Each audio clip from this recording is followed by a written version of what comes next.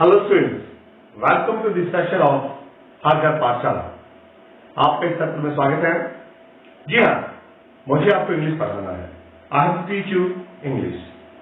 But before we start actual classroom work और in fact the textual part and of course the grammatical items what has been prescribed by the State Board of School Education Dharamshala for your curriculum, I think it would be better if we try to understand the nature of the language, properties of the language, and obviously different skills what we are supposed to acquire, supposed to learn during instructions of these textual and non-textual items.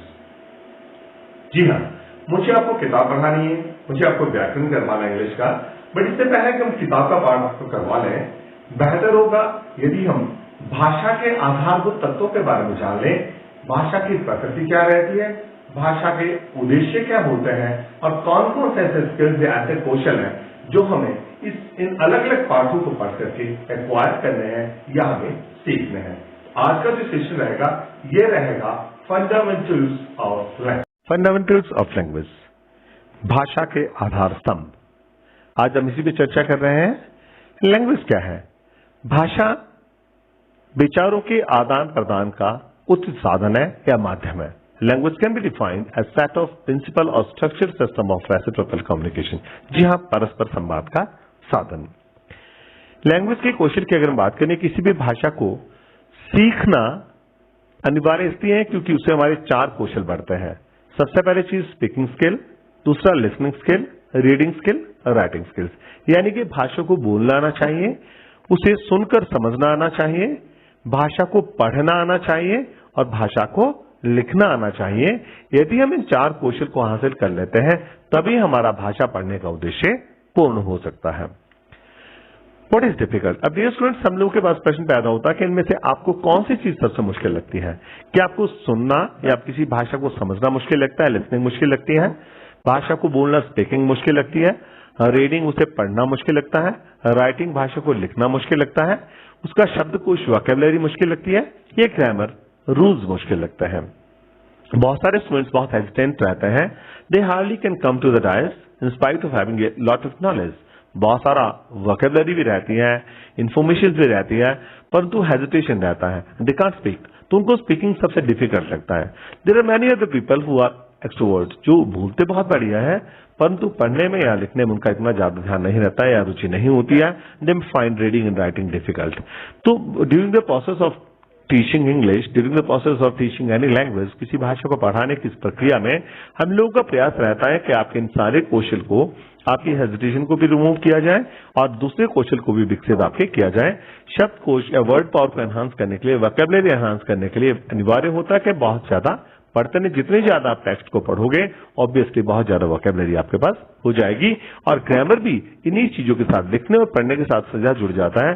Because when we write something and when we read something, definitely the composition और the structure of that part they contain a lot of grammatical items. उस संचय में या उस संग्रह में या उस कंपोजिशन में बहुत सारी ग्रामेटिकल आइटम्स होती हैं और हम उन्हें आसानी से समझ लेते हैं यदि हम गंभीरता से पढ़ाई करें या गंभीरता से लिखने का प्रयास करें।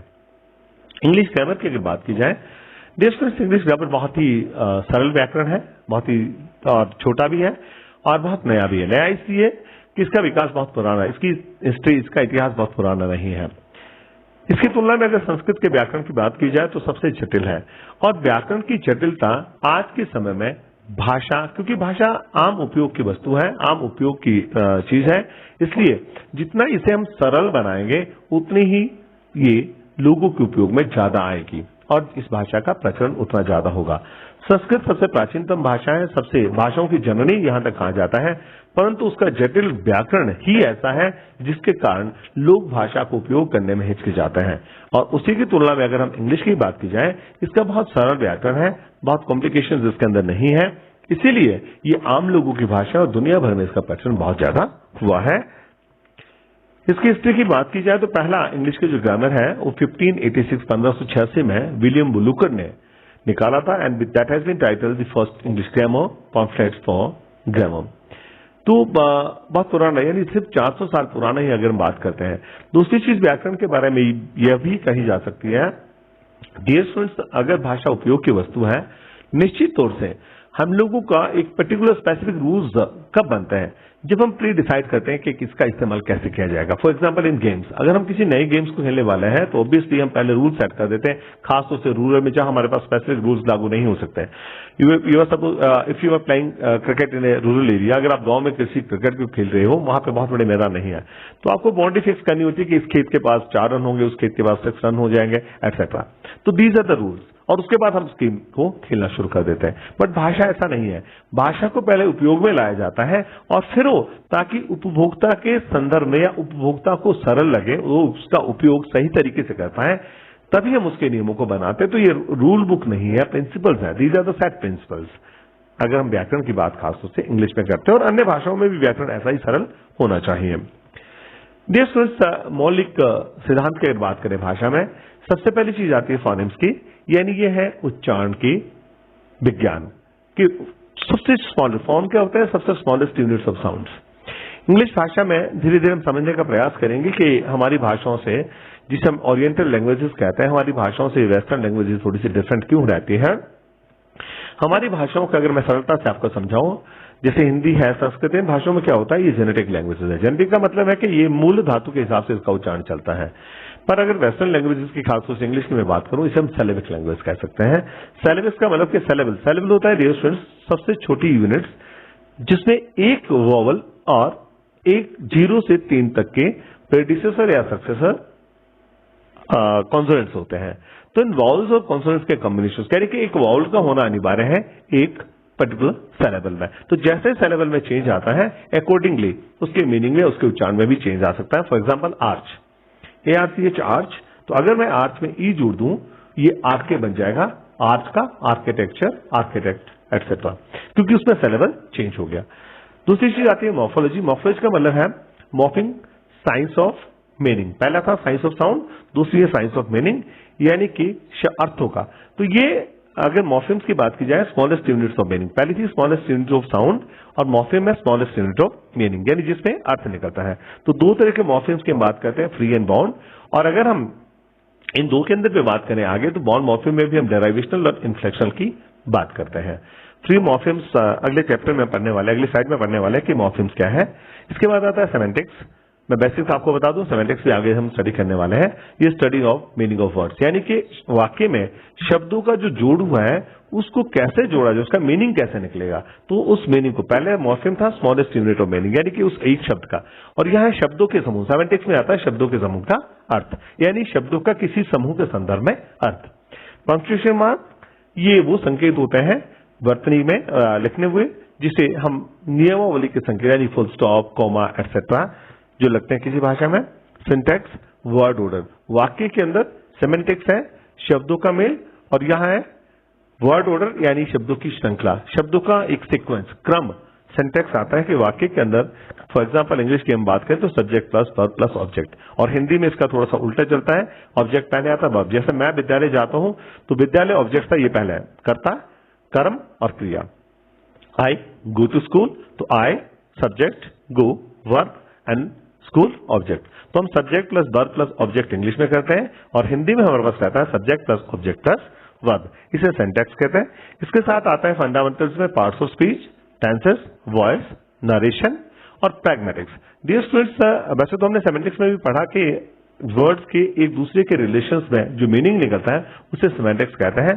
प्रैग्मेटिक्स आता है दो तरह के कॉन्टेक्स्ट। एक कॉन्टेक्स्ट होता है लैंग्वेज का, उस कंपोजिशन का कॉन्टेक्स्ट, उस संदर्भ में, और दूसरा होता है जिस पर्यावरण, जिस परिवेश में उस भाषा को, उन शब्दों का प्रयोग किया गया है, उसे एनवायरमेंटल कॉन्टेक्स्ट भी कहते हैं। तो प्रैग्मेटिक्स में ये स्टडी रहती है कि उसके एनवायरमेंट के साथ, उस कॉन्टेक्स्ट के साथ जहां भाषा बोली जा रही है या उपयोग में लाई जा रही है, वहां उसके क्या मीनिंग होंगे। नेक्स्ट हमारे पास आता है, here if we discuss about the particular fundamentals of language के बाद अगली की अगर बात करते हैं, then we have the next slide, phonemes. Phoneme मैंने पहले भी आपसे कहा, यूनिट ऑफ साउंड। आपने इंग्लिश में देखा होगा हमारे पास 26 वर्ड्स रहते हैं, 26 अल्फाबेट्स हैं, परंतु साउंड्स के लिए हमारे पास बहुत सारी साउंड्स आती हुई है, 44 साउंड सिंबल्स, जिसे हम फोनेम्स कहते हैं। तो स्टूडेंट्स, कई बार आपने ध्यान दिया होगा बीयूटी बट और पीयूटी पुट, दोनों में यू लगा है, पर दोनों की साउंड्स आ और ऊ आई है। ये जब हम फोनेम्स की स्टडी करते हैं, आपको मालूम हो जाएगा कि डिफरेंसेस क्यों आते हैं और कौन कौन से फोनेम्स के अंदर कैसा इन्फ्लुएंस आता है, यानी कि एक अल्फाबेट का इस्तेमाल किस किस साउंड के लिए कैसे होता है। नीचे मैंने आपको चार्ट दे रखा है, यहाँ S, T, P, N, M, इनकी अलग अलग साउंड है। खासतौर से जो डिफ्थोंग्स और जो प्योर वाउल्स हैं उनकी भी साउंड्स आपको क्लियर हो जाएगी। और जब हम फोनेम्स आपको स्टडी करवाएंगे क्लास में, then we would be discussing it again कि फोनेम्स को किसका उच्चारण कैसे निकलता है और मैनर ऑफ आर्टिकुलेशन और प्लेस ऑफ आर्टिकुलेशन क्या रहता है, यानी किस स्वर या किस व्यंजन को किस जगह से किस तरीके से उच्चारित किया जाता है। तो जगह को कहते हैं प्लेस ऑफ आर्टिकुलेशन और तरीकों को कहते हैं मैनर ऑफ आर्टिकुलेशन। मॉर्फिम्स, मैंने आपसे बात की, morphemes are very smallest unit of meaning, यानी शब्द की सबसे छोटी इकाई जिसका अर्थ निकलता है। दो तरह की मॉर्फिम्स की बात करते हैं, फ्री और बाउंड। फ्री होती है ऐसे शब्द जिनका अपने आप में अकेले भी अर्थ होता है और जब दूसरा उसके साथ शब्द जुड़ जाता है तो भी उसका अर्थ बदल जाता है, पर वो फिर भी सार्थक रहता है। बाउंड मॉर्फिम वो मॉर्फिम्स है जिसका अपने आप में अकेले तो कोई अर्थ नहीं निकलता, परंतु जैसे ही किसी और के साथ जुड़ जाते हैं वो सार्थक बन जाते हैं। बॉन्ड मॉर्फिम के फिर दो उसकी काइंड्स रहती हैं, डेराइवेशनल, इन्फ्लेक्शन। यानी जो डेराइव होते हैं, डेराइव का मतलब है जिसमें प्रीफिक्सेस या सफिक्सेस लग जाते हैं, और इन्फ्लेक्शन वो होते हैं जिनमें कोई प्रीफिक्स या सफिक्स नहीं लगता बल्कि स्पेलिंग्स में हल्का सा चेंज हो जाता है, खासतौर से वर्ब्स के इन्फ्लेक्शन। और इसके ऊपर जब हम टेंसेज आपको करवाएंगे स्टूडेंट्स, आपको फिर बता देंगे कि टेंसेज में फ्यूचर टेंस क्यों नहीं होता। आप वहीं पे कंफर्म कर इसको और स्पष्ट कर पाएंगे इन्फ्लेक्शनल को कि टाइम और टेंस रहते, फ्यूचर टाइम तो रहता है पर टेंस नहीं होता, उसे मॉडल से रिफ्लेक्ट करते हैं। वहां आप इस इन्फ्लेक्शनल वर्ब को समझ पाएंगे।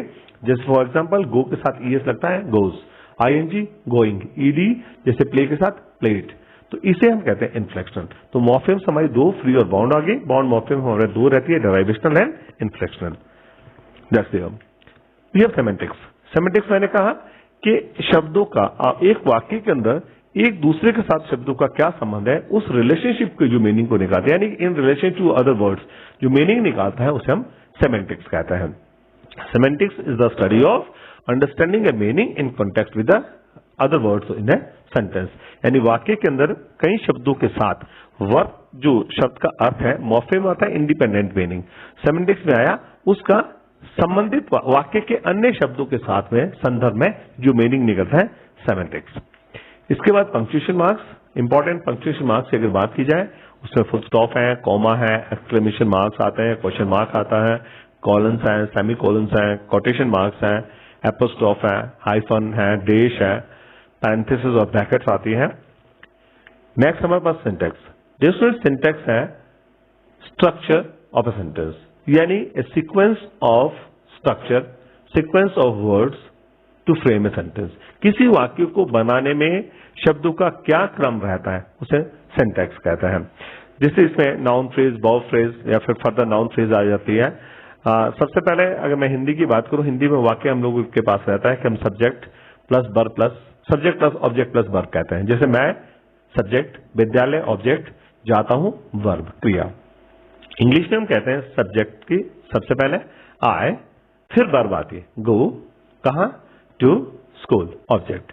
तो इंग्लिश में subject plus verb plus object रहता है और हिंदी में subject plus object plus with parts of speech, nouns, pronouns, verb, adjectives, article, interjections, conjunction, prepositions, adverbs।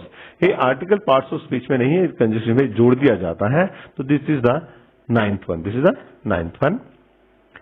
Pragmatics, pragmatics students ये थोड़ा सा सेमेंटिक्स से बड़ा है और इसके मतलब होता है कि हम किसी भी शब्द का एक्चुअल मीनिंग वही नहीं होता जो उसका ग्रामेटिकल डिक्शनरी का मीनिंग है, बल्कि वो टेक्स्ट के कॉन्टेक्स्ट में और एनवायरनमेंट के कॉन्टेक्स्ट में अपने मीनिंग को चेंज करता है। बहुत सारे शब्दों में आपने देखा होगा, अगर आप किसी वर्ड को डिक्शनरी ढूंढते हैं तो वहां पर उसका मीनिंग कुछ और मिल जाता है, और जब आप उसी वर्ड्स को इस्तेमाल करते हैं, प्रयोग में लाते हैं, तो कई बार आपको एग्जैक्टली वही नहीं मिलता मीनिंग, या उसके बहुत सारे मीनिंग्स आपको मिल जाता है, या बहुत सारे रेफरेंसेस के बात मिल जाती है। तो तभी सजेस्ट किया जाता है कि अगर आप बड़ी डिक्शनरी को खोलते हो तो वहां पे आपको उस पर्टिकुलर वर्ड के डिफरेंट यूजेस की बात आ जाती है, और बहुत जरूरी है किसी भी भाषा में, बिकॉज द लैंग्वेज में content and context have a healthy relationship, वो संबंध आपस का बहुत जरूरी है। These are 3 additional items which we would be discussing later on. मैं आपको बेसिक्स बता देता हूँ, टेंस, वॉइस और नरेशन. ये बहुत ही डिटेल्ड स्टडी के सब्जेक्ट्स हैं. हम धीरे धीरे इनके बारे में अलग अलग अध्ययन करते रहेंगे. That's all for today.